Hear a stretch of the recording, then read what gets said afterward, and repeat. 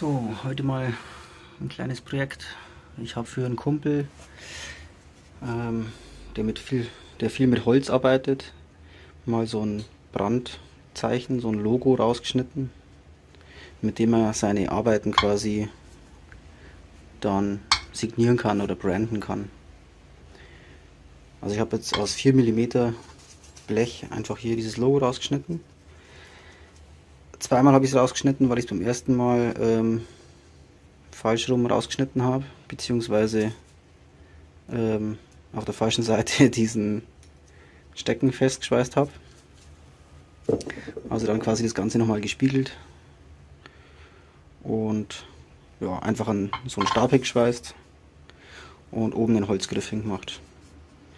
Jetzt werde ich mal versuchen, dass ich es heiß mache und dann in Öl tauchen, dass es noch ein bisschen brüniert ist und dann nochmal testen.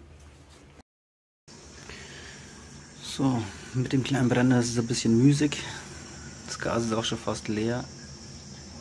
Aber ich habe es jetzt mal eben ins Öl getaucht, dass es zumindest ein bisschen einen Rostschutz hat. Ich weiß jetzt auch nicht, wie der erhalten bleibt, wenn man es regelmäßig erhitzt. Aber ich werde es jetzt mal noch heiß machen und dann mal aufs Holz drücken. So, da jetzt die Ergebnisse. Also mit dieser kleinen Lötlampe habe ich es nicht heiß genug gebracht. Das war das hier. Dann habe ich nochmal einen größeren Brenner genommen zum Erhitzen. Da habe ich es dann heiß gemacht und hier drauf gedrückt, aber da bin ich leider beim Draufdrücken verrutscht. Dann habe ich es hier nochmal drauf gehalten, das ist eigentlich recht schön geworden.